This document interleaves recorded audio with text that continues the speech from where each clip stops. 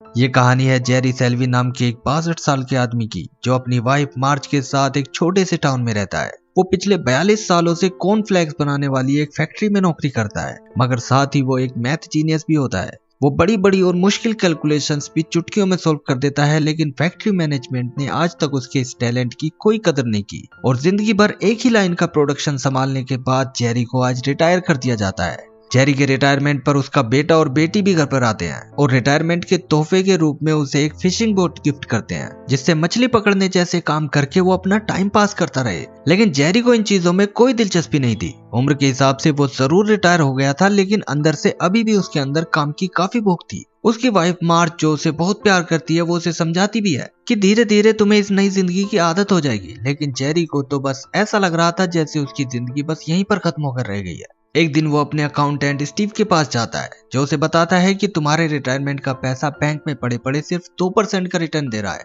इसलिए इस पैसे को तुम्हें स्टॉक मार्केट में इन्वेस्ट करना चाहिए, जहां तुम्हें 10% तक का रिटर्न मिल सकता है। स्टीव कैलकुलेटर पर हिसाब लगाने लगता है, लेकिन जेरी ने उससे पहले ही एकदम से दिमाग में ही ये कैलकुलेशन कर ली थी और वो कहता है कि 7.27 ईयर्स लगेंगे पैसा डबल होने में, जो कि बहुत ज्यादा टाइम है। वो स्टॉक मार्केट को एक जुआ बताकर इसमें इन्वेस्ट करने से मना कर देता है, क्योंकि अपने रिटायरमेंट के पैसे को वो किसी भी ऐसी जगह लगाकर रिस्क नहीं लेना चाहता जहां रिटर्न की कोई पक्की गारंटी ना हो। अब 1 महीने के बाद भी जेरी को कुछ समझ नहीं आ रहा था कि वो करे तो क्या करे, क्योंकि इस उम्र में तो कोई उसे नौकरी पर भी रखने वाला नहीं है। वैसे भी एक बहुत ही छोटा सा टाउन था जहाँ कोई ज्यादा बड़े काम धंधे भी नहीं थे, इसलिए हार मानकर एक दिन वो उस बोट को लेकर फिशिंग के लिए जाता है। लेकिन मछली पकड़ने की बजाय उससे बोट की मोटर ही टूट जाती है, जिससे वो अपनी जिंदगी की सारी फ्रस्ट्रेशन उस बोट पर ही उतारने लगता है। इसके बाद अपना दिमाग हल्का करने के लिए वो एक स्टोर में जाकर कॉफी पीने लगता है। इस स्टोर में लॉटरी के टिकट भी बेचे जाते हैं, लेकिन जेरी यहाँ सिर्फ कॉफी पीने के लिए आया करता है। मगर आज उसका ध्यान स्टोर ओनर की बातों पर चला जाता है,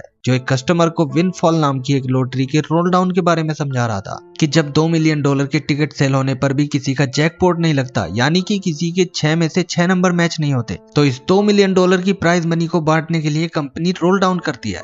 यानी कि रोल डाउन के दौरान 6 में से 5, 4 या 3 नंबर मैच करने वाले प्लेयर्स को भी एक अच्छी खासी प्राइज मनी मिल जाती है। स्टोर ओनर की बातें सुनकर जेरी के दिमाग में मैथ का कीड़ा उठ जाता है और वो विनफॉल लॉटरी के ब्रोशर में लिखे रूल्स और जीतने के चांसेस को ध्यान से पढ़ने लगता है। इसे पढ़ने के बाद वो एक लंबी सी कैलकुलेशन करता है और इस कैलकुलेशन का जो रिजल्ट आता है उसे देखकर वो हैरान रह जाता है।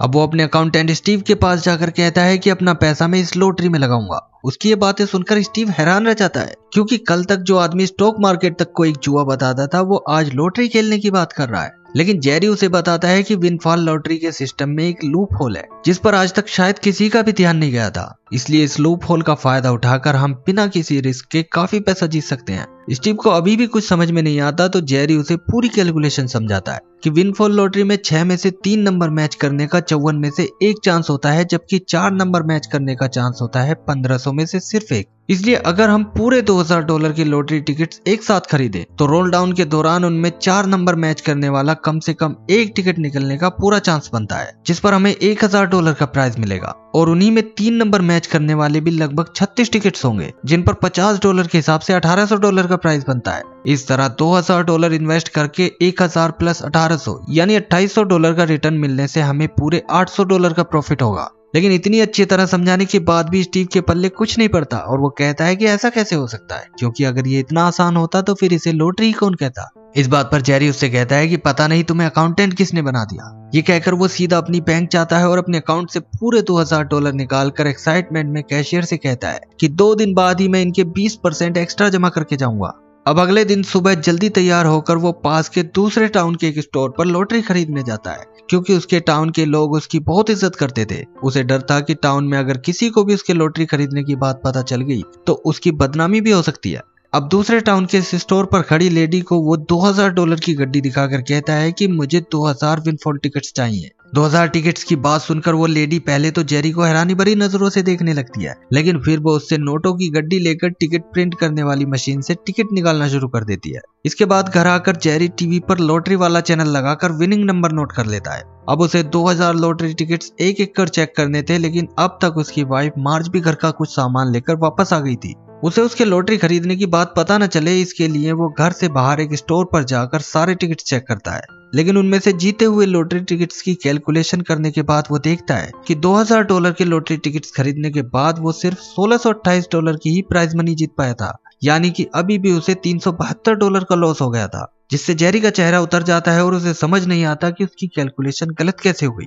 शाम को घर पर उनके फैमिली फ्रेंड उनसे मिलने आते हैं, लेकिन जेरी तो अभी भी उन्हीं ख्यालों में खोया हुआ था। मार्ज ये सब नोटिस कर लेती है और मेहमानों के जाने के बाद आखिर वो उससे पूछ ही लेती है कि मुझे बताओ आखिर बात क्या है। जेरी उसे लॉटरी की बात तो नहीं बताता, लेकिन फिर भी वो उसे इतना कह देता है कि सब कुछ करने के बाद भी जैसा मैंने सोचा था वैसा कुछ भी नहीं हुआ और मैंने अपना चांस मिस कर दिया। मार्ज को लगता है कि वो अपने रिटायरमेंट की बात कर रहा है, इसलिए वो उसे समझाती है कि कोई चीज अगर अभी तुम्हारे हिसाब से नहीं हो रही है तो इसका मतलब ये तो नहीं हो सकता कि वो आगे भी नहीं होगी। वो कहती है कि तुम्हें ये बात माननी ही होगी कि जिंदगी में अगर गुड लक है तो बैड लक भी है। मार्ज की ये बात सुनकर जेरी कुछ सोचते हुए हंसने लगता है और उसे थैंक यू कहकर अंदर चला जाता है। उसे समझ में आ गया था कि दूसरों की तरह वो भी अब तक लक के सहारे ही खेल रहा था। अगले दिन वो फिर से बैंक जाता है और कैशियर को एक सिक्का उछाल कर दिखाते हुए कहता है कि इस सिक्के को अगर हम 1000 बार उछाले तो ये चांस है कि 60% हेड या 60% टेल आए, लेकिन इसी सिक्के को अगर हम 5000 बार उछालते हैं तो चांसेस 50% के आसपास आ जाते हैं और रिस्क बहुत कम हो जाता है। वो कहता है कि लक वाले फैक्टर को अगर कैलकुलेशन से दूर रखना है तो हमें सैंपल साइज बढ़ाना होगा। कैशियर को कुछ समझ नहीं आता कि वो किस बारे में बात कर रहा है,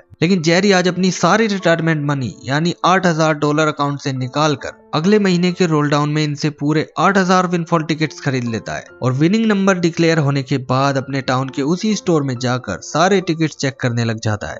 8000 टिकट्स को एक एक चेक करने में इस बार उसे काफी वक्त लगता है, लेकिन इस बार के रिजल्ट देखकर वो हैरान रह जाता है क्योंकि $8000 के लॉटरी टिकट्स खरीदकर उससे पूरे $15700 का नेट प्रॉफिट हुआ था, जिसका कि उसने अंदाजा भी नहीं लगाया था। अब वो घर आकर उन पैसों को स्टोर रूम में रखे पॉपकॉर्न के डिब्बे में छुपा कर रख देता है, क्योंकि उसे लग रहा था कि उसकी वाइफ मार्ज को अगर उसकी लॉटरी की बात पता लग गई तो वो उसके ऊपर गुस्सा करेगी। लेकिन रात को मार्ज उससे स्टोर रूम में किसी खाली बॉक्स के बारे में पूछने लगती है तो जेरी को लगता है कि वो पकड़ा गया है, इसलिए अब वो मार्ज को सारा सच बता देता है कि उसने विनफॉल लॉटरी में एक लूप होल का फायदा उठाकर पूरे $15000 जीते हैं। लेकिन साथ ही वो कहता है कि ये आखिरी बार था और अब मैं कोई भी पैसा लॉटरी में नहीं लगाऊंगा। मगर $15000 जीतने की बात सुनकर मार्ज हैरान रह जाती है और कहती है कि मेरा यही तो सपना था कि रिटायरमेंट के बाद हमारे पास बहुत सारा पैसा हो जिससे हम अपनी लाइफ को खूब एंजॉय कर सकें।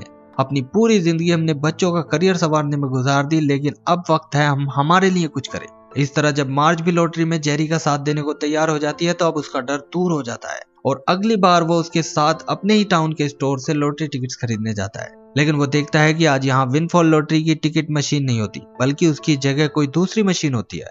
पूछने पर स्टोर ओनर उसे बताता है कि कंपनी ने मिशिगन स्टेट में लॉटरी बेचना बंद कर दिया है, इसलिए किसी को अगर टिकट खरीदना है तो उसे यहाँ से 10 घंटे का सफर करके दूसरे स्टेट जाना होगा।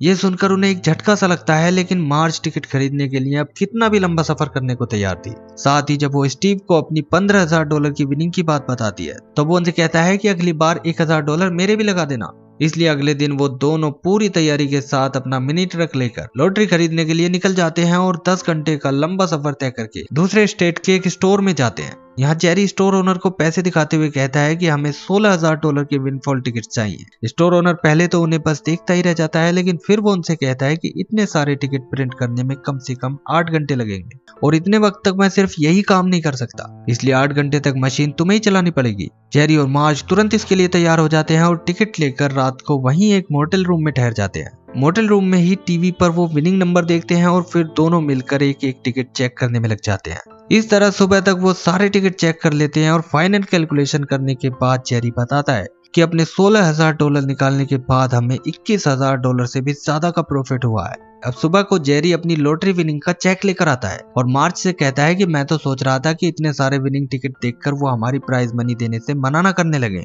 लेकिन मार्च कहती है कि हमने रूल्स के खिलाफ कुछ भी नहीं किया है तो इससे क्या प्रॉब्लम हो सकती है। मगर अब वो कहती है कि क्या सिर्फ हम ही हैं जो इस लूप होल के बारे में जानते हैं। उसकी ये बात सुनकर जेरी सोच में पड़ जाता है और अब हार्वर्ड यूनिवर्सिटी के अंदर टाइलर नाम के एक स्टूडेंट को दिखाया जाता है जो आजकल पढ़ाई से ज्यादा लॉटरी पर ध्यान दे रहा था। जेरी की तरह ही उसे भी विनफॉल लॉटरी का ये लूप होल मिल जाता है और वो कॉलेज के अपने फ्रेंड्स को इकट्ठा करके कहता है कि इस लूप होल का फायदा उठाकर हम इतना पैसा जीत सकते हैं जितना पढ़ाई के बाद नौकरी करके भी नहीं कमा सकते।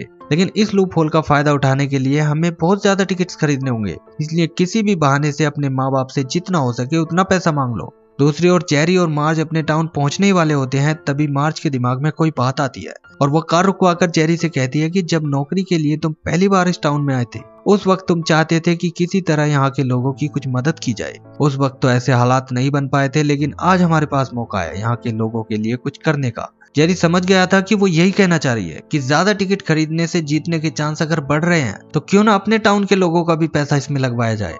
वो मुस्कुराकर इसके लिए तैयार हो जाता है और अब वो स्टीव की मदद से अपना एक कॉर्पोरेशन रजिस्टर करवा लेते हैं और अपने टाउन के लोगों को बताते हैं कि इस कॉर्पोरेशन में जो भी जितना पैसा लगाएगा तो लॉटरी के जीते हुए पैसों में से उसे उसी के अकॉर्डिंग अपना हिस्सा मिल जाएगा। टाउन के लोगों को जेरी की ईमानदारी पर पूरा भरोसा था, इसलिए वो सब उसके साथ पैसा लगाने को तैयार हो जाते हैं और कुछ लोग जिनके पास पैसे नहीं थे वो कोई सामान बेचकर पैसे का अरेंजमेंट करते हैं। यहाँ तक कि जेरी के फैमिली फ्रेंड जो लॉटरी को बैन करवाने जैसी बातें करते थे वो भी अपना पैसा जेरी के साथ इन्वेस्ट करने के लिए उतावले हुए जा रहे थे। इसके बाद जेरी अपनी बेटी से ये बात बताता है तो वो बिना कोई डिटेल पूछे तुरंत ही इसमें इन्वेस्ट करने को तैयार हो जाती है, क्योंकि उसे अपने फादर के तेज दिमाग पर पूरा भरोसा था। लेकिन उसका बेटा मना कर देता है, क्योंकि लड़के कहाँ अपने बाप को कुछ मानते हैं, वो तो हमेशा अपने बाप को वही पुराने ख्यालों वाला बूढ़ा इंसान समझते हैं। अब अगले महीने के रोल डाउन गेम के लिए जेरी और मार्ज फिर से 10 घंटे का सफर करके दूसरे स्टेट के उसी स्टोर पर पहुंच जाते हैं और उसे बताते हैं कि इस बार हम पूरे $40,000 के टिकट प्रिंट करेंगे। लेकिन स्टोर ओनर, जिसका नाम बिल होता है, वो कहता है कि इतने टिकट प्रिंट करने में तो दिन के साथ साथ रात का वक्त भी लग जाएगा। वो कहता है कि देखो मेरी वाइफ मुझे डिवोर्स दे रही है, इसलिए रात को मुझे अपने दोस्तों के साथ ड्रिंक करनी है और मैं नहीं चाहता कि उस वक्त मेरे कस्टमर यानी तुम लोग मुझे परेशान करो। उसकी इस बात पर जेरी कहता है कि क्या हो अगर हम तुम्हारे कस्टमर नहीं बल्कि पार्टनर बन जाएं। अब जैसे ही वो उसे लॉटरी जीतने की बात और अपने कॉर्पोरेशन के बारे में बताते हैं तो वो तुरंत इसमें पैसा लगाने के लिए तैयार हो जाता है। इसके बाद रात को जेरी और मार्ज तो स्टोर के अंदर टिकट प्रिंट करते हैं और बिल बाहर बैठकर दोस्तों के साथ ड्रिंक करने लगता है। लेकिन आधी रात को वो दौड़ता हुआ अंदर आता है और कहता है कि ये लो मेरे 2 दोस्तों के पैसे तो ये रहे, और तीसरा अपने घर से पैसे चुराने गया है, इसलिए उसके पैसों के भी टिकट निकाल लेना। इस तरह अब की बार भी उनका पैसा डबल हो जाता है और ये सिलसिला अगले कई महीनों तक इसी तरह चलता रहता है। जेरी और मार्ज हर बार 10 घंटे का सफर करके बिली के स्टोर पर जाते और दिन रात उसके स्टोर में रखी मशीन से टिकट प्रिंट करते रहते। फिर अपने मोटेल रूम जाकर एक एक कर सारे टिकट चेक करते और अपने टाउन के लोगों को हर बार यही खबर देते कि उनका पैसा डबल हो गया है। लेकिन साथ ही जेरी हारे हुए टिकट्स को भी अपने घर के स्टोर रूम में संभाल कर रखता था, जिससे कभी अगर उनकी जांच होने लगे तो उन्हें कोई परेशानी ना हो। एक दिन जेरी का बेटा किसी काम से टाउन आता है तो लोगों से उसे अपने फादर के साथ साथ पूरे टाउन के लॉटरी जीतने की बात पता लग जाती है। वो घर जाता है, लेकिन अब वो किस मुंह से कहे कि उसे भी अपना पैसा इसमें लगाना है, क्योंकि जब जेरी ने कहा था तब तो उसने मना कर दिया था। मगर उसके कुछ कहने से पहले ही जेरी कहता है कि जीते हुए पैसों में तुम्हारा भी एक शेयर है और इसका इंतजाम मैंने कॉर्पोरेशन के शुरू में ही कर दिया था। जिसे सुनकर जेरी का बेटा उसे देखता रह जाता है। अब शेयर होल्डर मीटिंग के दौरान जेरी बताता है कि इस बार हम 3 लाख से भी ज्यादा टिकट्स खरीदेंगे। स्टीव जेरी से पूछता है कि हर बार तुम पहले से डबल पैसों के लॉटरी टिकट्स खरीदते हो, जिन्हें प्रिंट करने और चेक करने में ही तुम्हें कई दिन लग जाते हैं, इसलिए तुम थोड़े पैसों के टिकट क्यों नहीं खरीदते। इस पर जेरी कहता है कि ये तो अच्छी बात है, क्योंकि मुझे करने को कोई काम मिल गया है। वैसे भी कंपनी को एक न एक दिन पता लग ही जाएगा कि उनके सिस्टम में एक लूप होल है और फिर शायद वो अपने रूल्स बदल देंगे, इसलिए जब हमारे पास पैसा है तो कंपनी को पता लगने से पहले पहले जितना हो सके उतना पैसा जीत लेने में ही अक्लमंदी है। बिली के साथ मिलकर जेरी ने इसका इंतजाम भी कर दिया था। विनफॉल कंपनी ने एक ही लोकेशन पर दूसरी मशीन लगाने से मना कर दिया था, इसलिए बिली ने अपने एक दोस्त को भी इस स्कीम में शामिल करके उसके स्टोर पर दूसरी मशीन लगवा ली थी, जिससे अब जेरी और मार्ज दोनों अलग अलग मशीन से टिकट प्रिंट किया करेंगे। लेकिन अब दिखाया जाता है कि पिछले महीने एक न्यूज एडिटर ने अपनी रिपोर्टर को लॉटरी के बारे में कोई अच्छी सी खबर लाने का काम सौंपा था, इसलिए वो रिपोर्टर एक सरकारी ऑफिस के अपने सीक्रेट सोर्स के जरिए एक रिपोर्ट निकलवा कर लाती है और अपने एडिटर को बताती है कि मिशिगन में जेरी नाम का एक रिटायर फैक्ट्री वर्कर है जो हर महीने मिशिगन से 10 घंटे का सफर करके यहाँ आता है और विनफॉल लॉटरी में हर महीने एक मोटी प्राइज मनी जीत जाता है। एडिटर को जेरी के लगातार हर महीने जीतने पर कुछ शक होता है और वो अपनी रिपोर्टर से इसकी और ज्यादा इन्वेस्टिगेशन करने के लिए कह देता है। दूसरी ओर हार्वर्ड यूनिवर्सिटी में टाइलर दूसरे कॉलेज स्टूडेंट के साथ मिलकर पहली बार में ही $50,000 का लॉटरी प्राइज जीत जाता है। वो उनसे कहता है कि अगर और ज्यादा पैसा जीतना है तो हमने जो भी पैसे जीते हैं अगली बार उन पैसों के भी हमें लॉटरी टिकट्स खरीदने होंगे और इसके अलावा जितना हो सके उतने पैसों का और भी इंतजाम करना होगा। लेकिन तभी लैपटॉप लेकर बैठा उसका एक दोस्त बताता है कि एक दूसरा ग्रुप भी है जिसे इस लूप होल के बारे में पता है और वो पहले ही हमसे बहुत ज्यादा पैसा जीत चुके हैं। टाइलर पूछता है कि तुम्हें कैसे पता चला, क्योंकि विनफॉल कंपनी तो ऐसी कोई जानकारी शेयर नहीं करती। इस पर उसका वो दोस्त कहता है कि मैंने लॉटरी की वेबसाइट हैक करके ये जानकारी निकाली है और सभी स्टोर्स की सेल्स रिपोर्ट निकालकर ये भी पता लगा लिया है कि वो लोग सिर्फ 2 ही स्टोर से टिकट खरीदते हैं टाइलर कहता है कि इतने सारे टिकट सिर्फ 2 ही मशीन से प्रिंट करने में तो उन्हें पूरा हफ्ता लग जाता होगा, इसका मतलब वो इस वक्त भी वहीं होंगे। दूसरी ओर जेरी और मार्ज बिली के स्टोर में अपनी शादी की सालगिरह सेलिब्रेट कर रहे होते हैं और अपने जमाने का एक रोमांटिक सॉन्ग बजाकर डांस कर रहे होते हैं। तभी टाइलर और उसका दोस्त वहां जाते हैं और उन दोनों को देखकर हंसने लगते हैं। जेरी को इस तरह उनकी सालगिरह के बीच में टाइलर का यहाँ आकर उनके ऊपर हंसना बिल्कुल भी अच्छा नहीं लगता और वो उनसे तुरंत यहाँ से जाने के लिए कहता है। लेकिन टाइलर अब उन्हें एक ऑफर देते हुए कहता है कि बुढ़ापे में इतनी मेहनत ठीक नहीं है, इसलिए अपना सारा पैसा हमारे ग्रुप में इन्वेस्ट कर दो, जिससे तुम्हें घर बैठे तुम्हारा हिस्सा मिलता रहेगा, क्योंकि मेरे पास स्टूडेंट की एक पूरी आर्मी है जो टिकट प्रिंट करने से लेकर चेक करने तक का सारा काम बहुत ही कम वक्त में आसानी से कर लेती है। लेकिन टाइलर नहीं जानता था कि जेरी ये सिर्फ पैसे के लिए नहीं कर रहा है, उसके लिए ये एक काम था जिसे करने में उसे मजा आता था, इसलिए वो उसका ऑफर ठुकरा देता है, जिससे घमंड में चूर टाइलर गुस्से में वहां से चला जाता है। दूसरी ओर वो न्यूज रिपोर्टर विनफॉल लॉटरी के हेड को रास्ते में रोककर उससे कहती है कि क्या आपको पता है कि मिशिगन का एक आदमी हर महीने एक मोटी प्राइज मनी जीत रहा है। इस पर लॉटरी हेड कहता है कि हम स्कूल और अनाथ आश्रमों के लिए काफी पैसा डोनेट करते हैं। उसके बारे में तो न्यूज वाले कभी नहीं लिखते, लेकिन एक रिटायर फैक्ट्री वर्कर कुछ पैसे क्या जीत गया तो न्यूज वाले एकदम से उसके पीछे पड़ना चाहते हैं। इधर स्टोर ओनर बिली का अपनी वाइफ के साथ डिवोर्स हो रहा होता है, जिसने बिली ने अपना घर मकान सब कुछ अपनी वाइफ को दे दिया था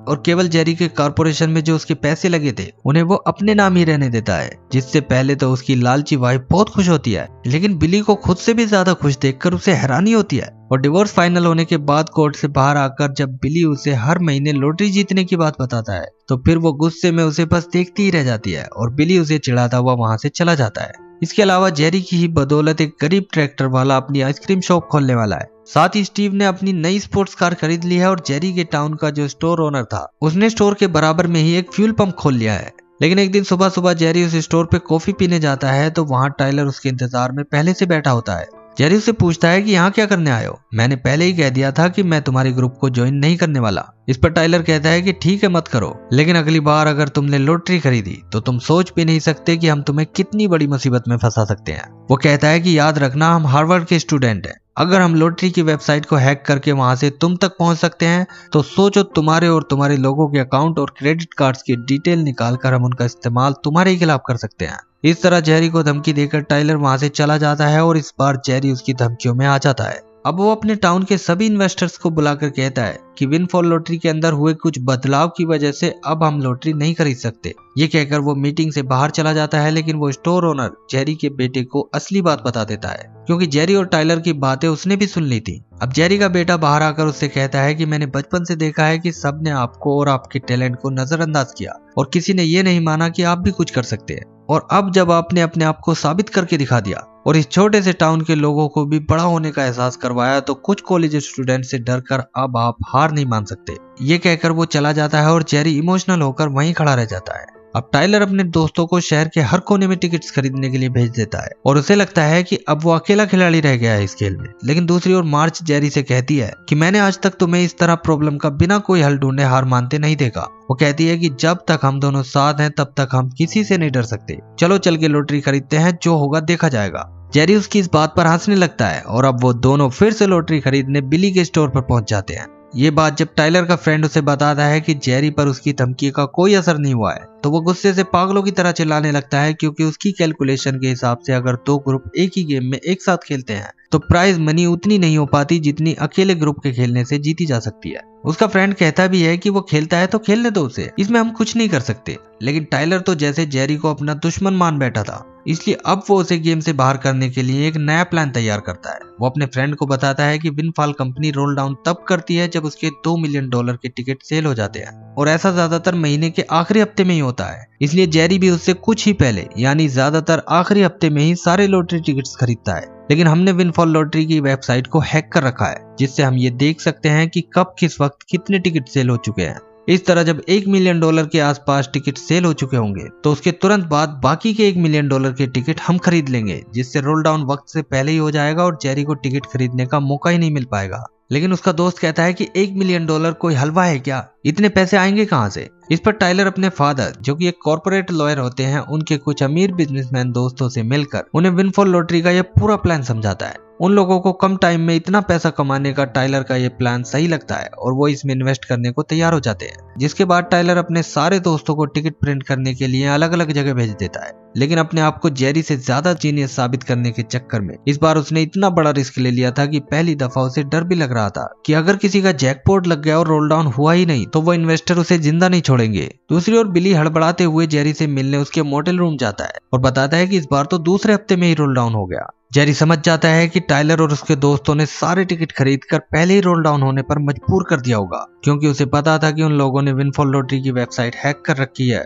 और उन्हें सब पता है कि किस वक्त पर कितने लॉटरी टिकट सेल हुए हैं। अब वो तुरंत हार्वर्ड यूनिवर्सिटी पहुंच जाता है, जहां उसे देखकर अपने दोस्तों के सामने टाइलर उसकी मजाक बनाने लगता है कि तुम टिकट भी नहीं खरीद पाए और हम पहले ही विनर बन गए। लेकिन जेरी उसकी मजाक का बुरा नहीं मानता, क्योंकि वो तो यहाँ कुछ और ही चाल चलने आया था। वो कहता है कि मैं तो एक रिटायर्ड बूढ़ा आदमी हूँ, मेरे पास करने को कुछ नहीं है, शायद इसलिए मैं लॉटरी टिकट खरीदता हूँ। लेकिन देश की इतनी बड़ी यूनिवर्सिटी के ये जो स्टूडेंट हैं, इन्हें तुम अभी तो लॉटरी से थोड़ा पैसा दिला दोगे, लेकिन इनके आगे पूरी जिंदगी पड़ी है। आने वाले वक्त में तुम इनकी कैसे मदद करोगे? उस वक्त तो इनकी एजुकेशन ही इनकी मदद कर पाएगी, और इस वक्त तुम्हारे चक्कर में ये सब अपनी पढ़ाई लिखाई भी ठीक से नहीं कर पा रहे होंगे।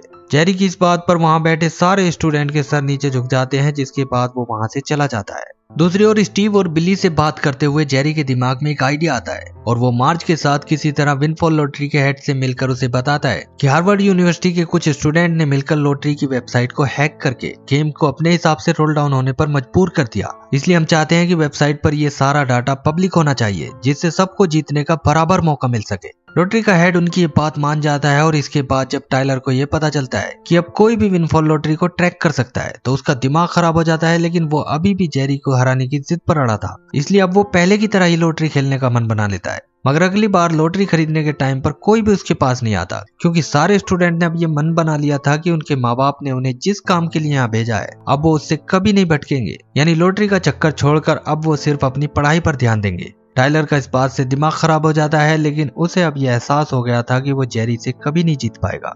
दूसरी ओर इस रिपोर्टर को जेरी के साथ साथ टाइलर के भी लॉटरी जीतने की सारी डिटेल्स मिल जाती हैं कि उन्होंने कब और कितनी रकम लॉटरी से जीती है। एक दिन वो जेरी के घर पर आ जाती है, लेकिन यहाँ आकर जब उसे पता चलता है कि जेरी ने ये सिर्फ अपने लिए नहीं किया बल्कि इससे उसने अपने पूरे टाउन की मदद की है, तो वापस आकर ये बात वो अपने एडिटर को भी बताती है। लेकिन एडिटर इस खबर को छापने की बात पर अड़ ही जाता है और अगले दिन के अखबार में जेरी और टाइलर की खबर अखबार के फ्रंट पेज पर होती है, जिससे अब लॉटरी वाले भी एक्शन में आ जाते हैं। और जेरी और मार्ज जब टिकट खरीदने जाते हैं तो बिली उन्हें अखबार दिखाते हुए बताता है कि लॉटरी वालों ने उन सभी स्टोर के लाइसेंस कैंसिल कर दिए हैं जिनसे जेरी और टाइलर टिकट खरीदते थे। दूसरी ओर टाइलर के फादर भी कॉलेज आकर टाइलर को अखबार की वो न्यूज दिखाते हैं और उससे कहते हैं कि बहुत कर ली तुमने पढ़ाई, अब सामान पैक करके तुरंत घर की तरफ रवाना हो जाओ।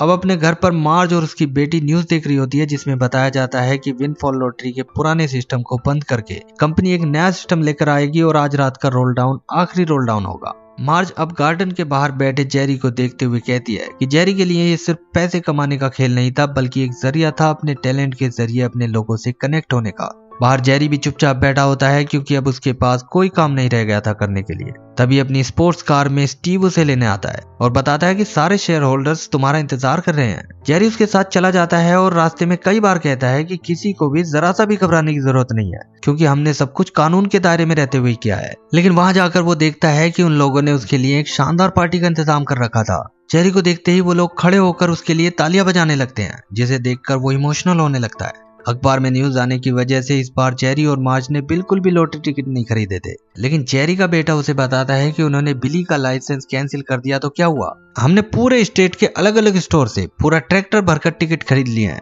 ये देखकर जेरी और मार्ज बहुत खुश होते हैं, क्योंकि एक आखिरी बार भी उन्हें टिकट चेक करने का मौका मिल गया था। अब वो सब इस शानदार पार्टी को खूब एंजॉय करते हैं, जिसके बाद जेरी और मार्ज टिकट वाले ट्रैक्टर की ओर दौड़े चले जाते हैं और इसी के साथ ये मूवी एंड हो जाती है। मूवी के आखिर में जेरी और मार्ज की कुछ रियल फुटेज दिखाई जाती हैं, क्योंकि ये मूवी एक सच्ची घटना पर आधारित है।